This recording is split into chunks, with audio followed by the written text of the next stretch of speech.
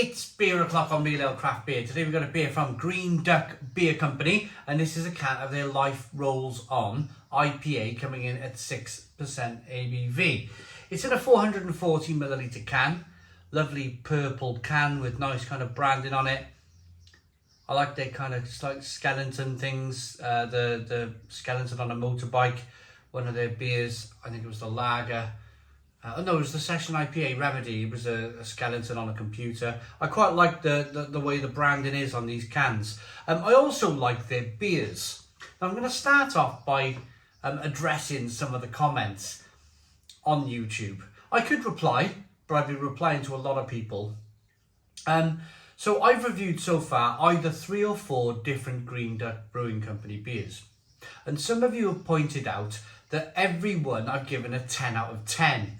I just want to say at this point, because there's been suggestions that there's sponsorship involved, that Green Duck have given me some money or something, and absolutely not. It's just been a case of, I met them in Brew London, I had a really good time with these guys, they sent me some beer down, and I've just been as honest as I am. I've really liked their beers. I really like their beers. There's nothing more to it. There's nothing sinister. There's nothing kind of backhanded. There's no brown envelopes. Nothing like that. It's just been a case of they brew good beer. So there's a little bit of pressure in this review because this is their flagship IPA and they probably brewed it to their best of their abilities and there's a good chance that I'm going to really like it. But there's pressure now on do I give it a 9 if it's really good? Do I just go all out and give it a 10? Do I hold back slightly because some of you have worked out that I've said 10 out of 10 for the last 3 or 4 beers?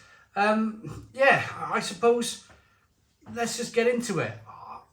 I'm going to be honest. I'm always going to be honest. I'm just going to go with this and give you my own personal thoughts and opinion and rating at the end of the review. Why should I? If it's a great beer, why should I hold back on giving it a 10 out of 10? I mean, this brewery's been producing some terrific beers over the last, well, for me, it's a new they're not a new brewery, but they've been producing a lot of cask and keg around their local area of Stourbridge. It's only recently that they've packaged beer in cans. So we got a 2-finger whitehead, good levels of carbonation. We got a hazy amber, the orangey kind of coloured beer, isn't it? Looks very nice. Let's get the aroma on the beer.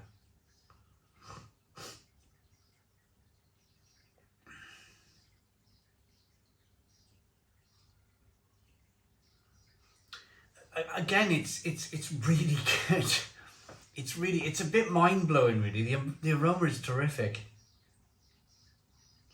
It's so full on, it's so punchy, it's so...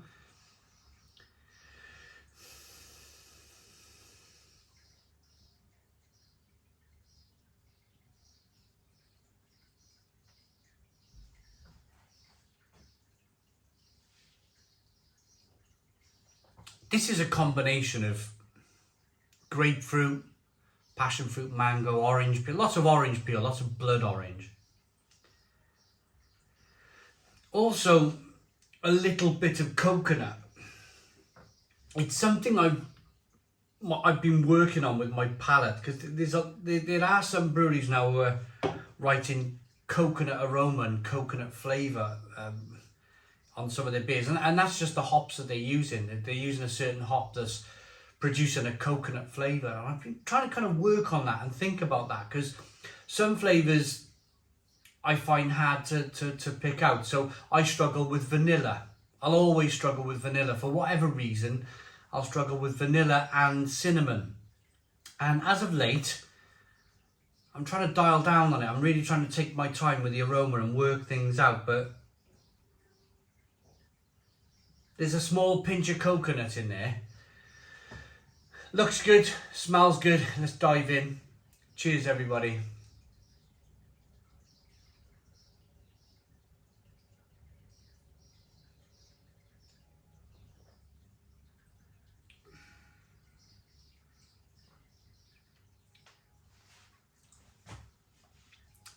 It's pretty damn tremendous, you know. It's...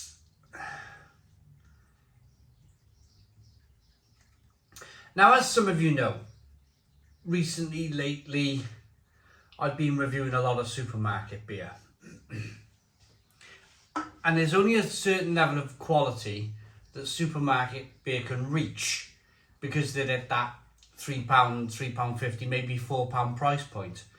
They're at a level of, they're at the ceiling of the, if you like, of what they can make for a profit for that beer being £4 on the shelf or £3 on the shelf.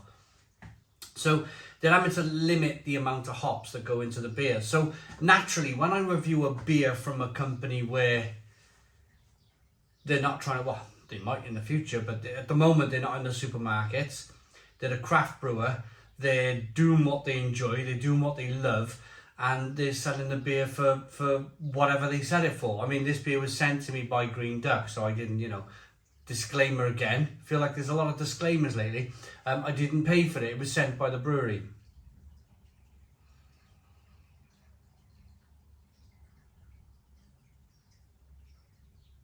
It's rich, it's creamy, loads of oats in there. It's jammy and tart, like it's marmalade, it's spicy, it's peppery, it's hoppy, it's delicious. It's Stone the Crows. Delicious beer. Delicious beer. One of my, if not brewery finds of 2022. Green Duck Beer Company. I'm so pleased. And I was at Brew London and I kind of had a wander around a couple of times, and it was only somebody that said, go and try their beer, it's really good. And we got talking, we had a chat, we had a laugh, and yeah, I drank some of their beers and we had a chat over Twitter and they sent me some of their beers over. But honestly, I'm so pleased I went to Brew London this year, if it was only to find this brewery. This brewery is probably my find of 2022. When you drink beer as a reviewer, as somebody who does this on a daily basis, every year you'll find that you come across a new brewery. Somebody who's absolutely kicking it for you, who's absolutely kind of smashing it. Last year were Unbound Brew Co. for me. Their stout was just incredible, based in the Pennines. The year before that, can't quite remember. Year before that was probably Overtone. I worked closely with Overtone when they were a new brewery in Glasgow. They were sending me their kind of early kind of concept cans, concept beers, and I was reviewing it and raving about it. Absolutely raving about Overtone's beers. And I feel like this company could be the next Overtone.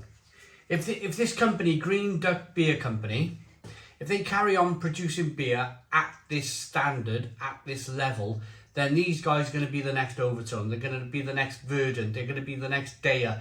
They're going to be the next... Who else? Polly's Brew Co. They're going to be that kind of magic Stardust brewery that can brew what they like and they'll sell it out in 5 minutes on their website. They're going to be one of those breweries, you know? I really do think, with the quality of their beer, that these guys can achieve great things. But they have to hold this level of quality. They have to keep producing beers like this. As everybody knows out there, there's so many breweries now in the UK that the competition is fierce. You have to be razor sharp with your brewing techniques and jump on the shoulder of everybody else if you want to be the next Daya, the next Verdant. I think Green Duck could, you know.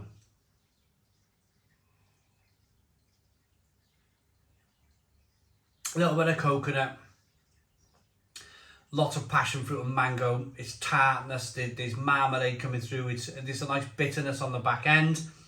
It really is a terrific example of an IPA. Really good. I'd like to try a double IPA from these guys. I haven't had I don't know if they brew one, I don't know if they can one, but I'd like to think that they do a double IPA of this standard. Yeah, I really do. Right, I'm ready to rate this one. So barley, wheat, hops, yeast, the malt is pale flake barley, chit, got to be careful with that one, and dextrin and torrefied wheat. The cattle hops are Falconer's Flight, and the dry hops are Cryo, Pop, Amarillo and Citra. The yeast is WHC saturated, and they're based in Stourbridge, bursting with papaya, peach and citrus notes, featuring Cryo, Pop, Citra and Amarillo. A distinctive orange note permeates the tropical notes. It's terrific. It's terrific. It really is.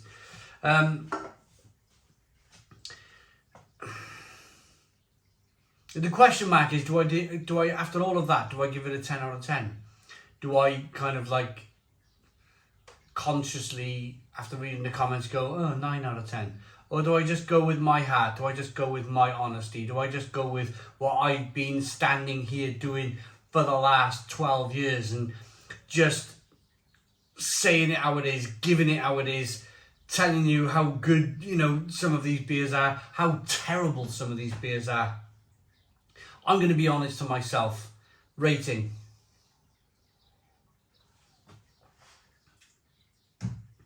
I really think Green Duck Beer Company could be the next big thing in the beer world. I really do.